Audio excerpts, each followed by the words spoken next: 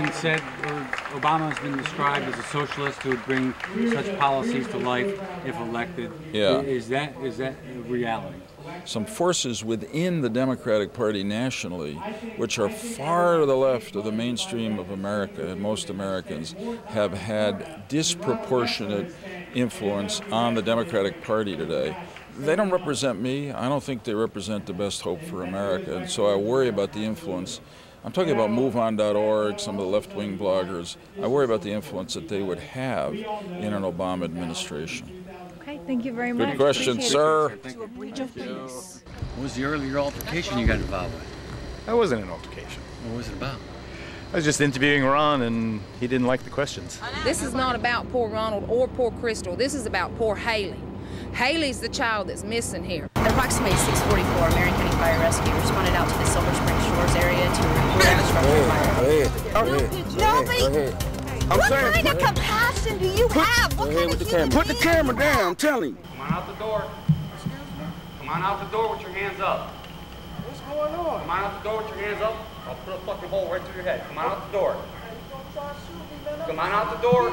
Come on out the door. Come on out the door. Brad, this ain't right, bro. Come out the door. Come on out with your hands in the air. Come on out with your hands in the air. Move. Come on out with your hands in the air. Come on out with your hands in the air. Come on out now. One hand in the air. Put your hands in the air. Come on out. Come on out. Come on out. One at a time. Get him secure. The other guy is not coming out. Come on out here now. Come on out right now.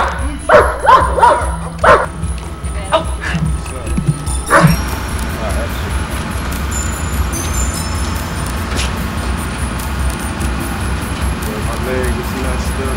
They need to get up there.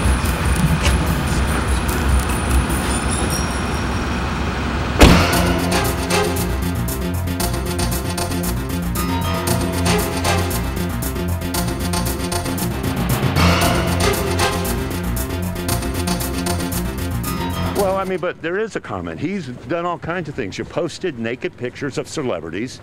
What's all that about? Do you really think that's right? I mean, this is your chance to at least get it out there of your side of this. No comment is just not cutting it. Christopher Cheney didn't say a word as he walked into federal court with his mother and an attorney at his side. Inside, he was also very quiet, only answering yes and no questions from the judge. The hearing today was quick, a formality to verify his identity. He waived that hearing and will now appear in federal court in Los Angeles next month. Cheney is charged with hacking into celebrities' computers and emails and posting what he found online, including naked pictures. Two sharply different views of the child sex crime case against this Jacksonville doctor who's locked up tonight on a high bond.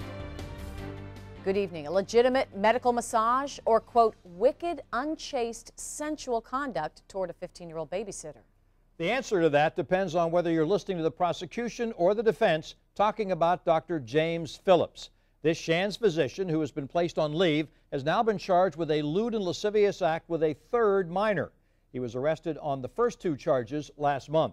Channel 4 Scott Johnson is joining us now live from the courthouse where a judge ordered Phillips held on a $500,000 bond. Scott?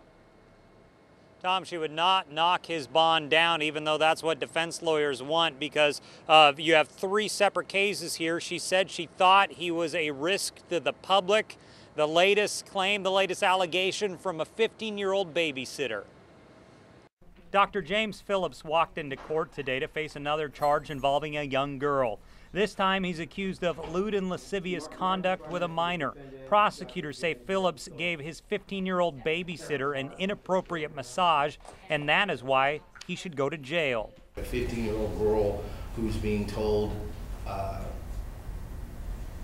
that this individual needs to, this physician needs to get his massage therapy continuing education credits, that it's clearly done in a wicked, lustful, unchaste, licentious, or sensual intent. They claim Phillips talked the girl into a massage, claiming he was trying to become a massage therapist.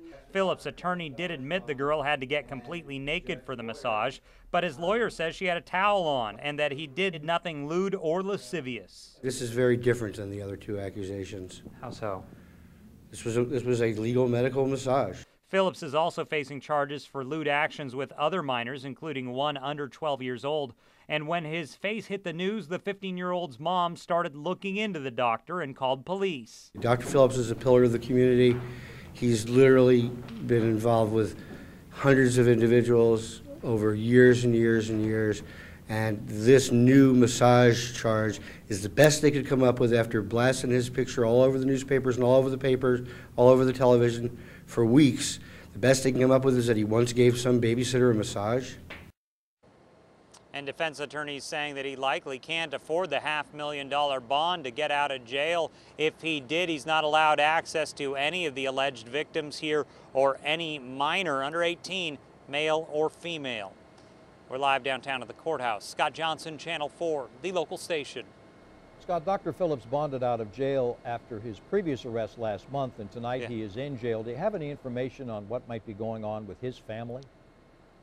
Well, his wife was in the courtroom today. She sat there alone. We were hoping to talk to her. She had no intention of talking to anyone publicly about this, but his wife was present. As to their current status of their relationship, Tom, we just don't know. Scott Johnson reporting to us live from downtown. Thank you, Scott. An emotional day here at Mayport as survivors of Pearl Harbor shared their story aboard the USS Underwood. It's been decades, but they say it's a day they'll never forget. December 7th, 1941, a date which will live in infamy. Robert J. Griswold, Lieutenant Commander, United States Navy. Standing strong at 90 years old, Pearl Harbor survivor Dwayne Riles recalls vivid memories of December 7th, 1941. I was asleep when the first torpedo hit, and my bunk was in the forward part of the ship, and my battle station was on the stern. Speaking at Mayport's anniversary ceremony, he helped pay tribute to the more than 2,000 Americans that died 70 years ago. Loved ones remembered by dozens of veterans and families aboard the USS Underwood.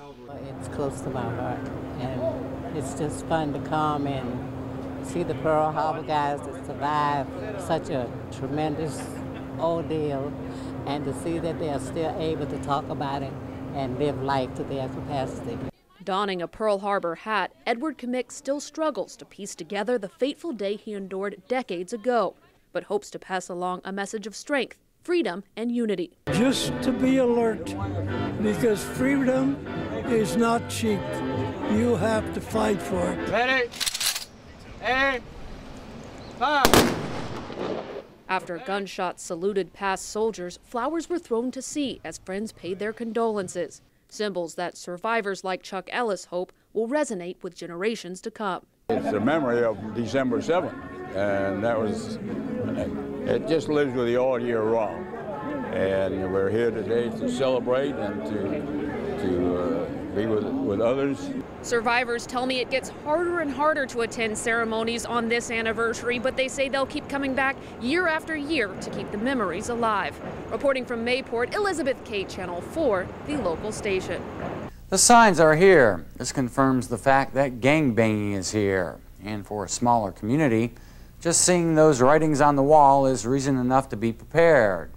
Don't get scared just yet, but if you don't begin to act now, the fright will come later.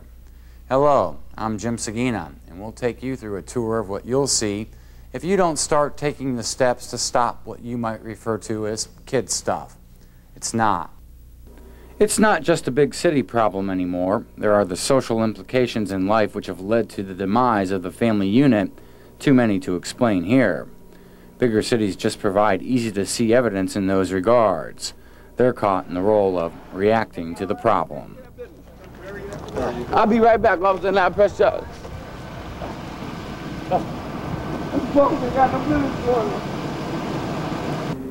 Kids who walk in danger have few places to turn in today's world.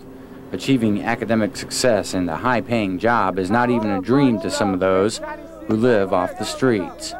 They turn to the false sense of want, security, and family, which a gang perceives to offer. I just want to know what satisfaction you guys get from being in a gang. What's up, dog? I mean, it's man. Power. It's man. Money, power. What satisfaction do we get being in the gang? Yeah. It's just like sometimes, you know, when you grow up in the neighborhood, you know, sometimes you can't have what you got. You know, if you ain't nothing and stuff, other gang members are going to come up to you and tell you, you know, what you do with this? Give me this, you know. You got the flavor. You got the flavor. Just to get I mean, they're out of control and out of time. Unfortunately, it's an everyday reality on America's streets, where drugs are a tax-free source for profit. A town's size makes no difference. The lure of a high is not discriminate. Gangbangers capitalize on this business without a care. What we typically see is that the gangs are looking for a way to make money for their own personal greed is the best way to look at it. So they become organized around the sale of cocaine, primarily, also heroin, other drugs. And because of that organization around the sale of cocaine and other drugs, there's often violence related to who's selling in what area and if they're infringing on somebody's perceived right to sell in one corner as opposed to another. Larger cities have found gangs well organized and able to diversify their operations with ease to smaller rural settings where denial works in their favor. Again, it's that addictive lure of crack cocaine which brings the consumer to the street corner deal despite the risks. Just ask a crack addict who takes her life in her own hands each time she buys that high. It's a lot of shootings, stabbings. Just basically, if they don't like the way you do something, anything, it doesn't matter. You know, if it's a gang of them, then you know it's on. They want to fight.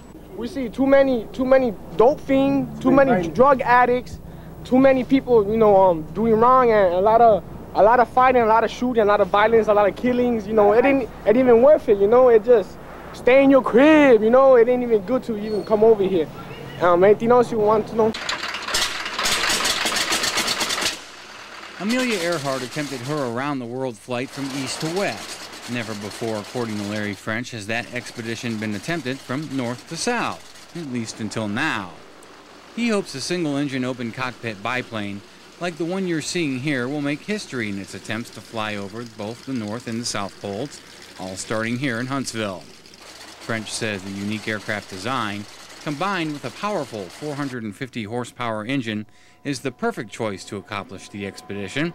It will also test Griffin Aerospace's ability to have machinery that will work under the coldest of conditions.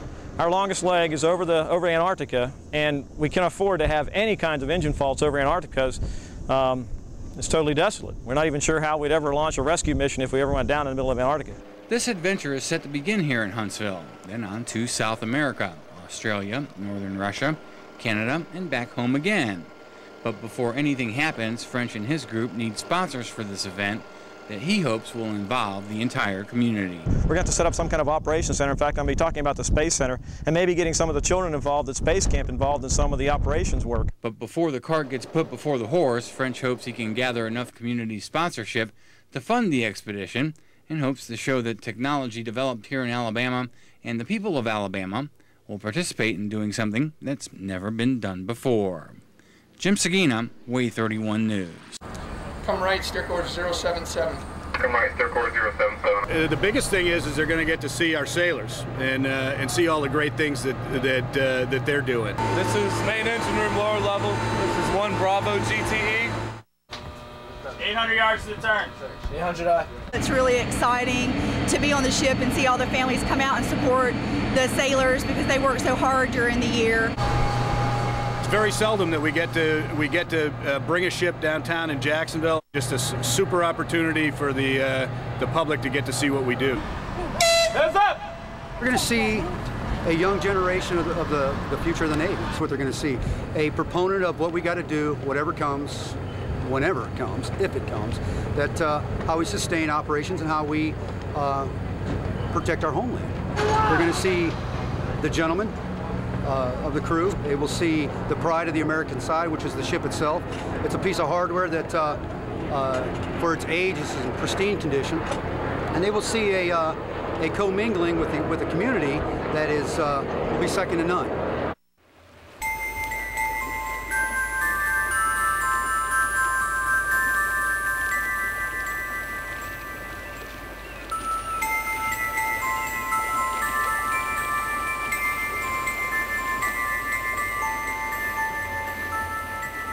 Well, the Silver River supports an abundance of wildlife, mammals, birds, reptiles, and we have the privilege of taking public down here and exploring all the different options that they can see year-round.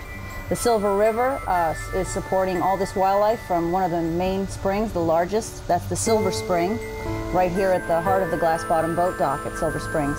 It pumps out 550 million gallons of water a day, and to think that by the time we start this boat ride and we come back, it's a whole new source of water that we've gotten and explored. So it's amazing when we try to educate children and the general public about pollution and all, how much it affects all forms of life in the waterway here, because it's a shelter, it's a food source, it's companionship and a resource for all kinds of animals.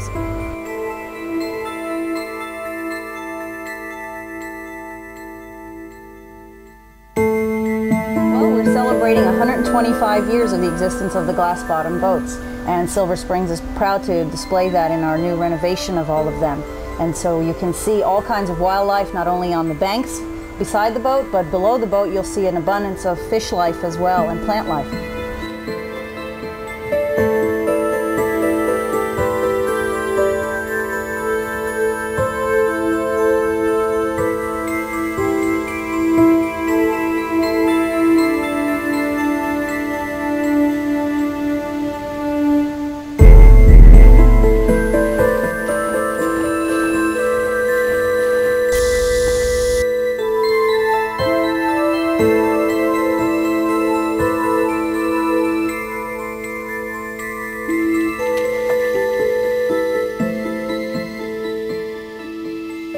This is one of the most pristine and untouched areas that you can see, and really have the privilege of sharing what Florida is about and its beauty and its ecosystem.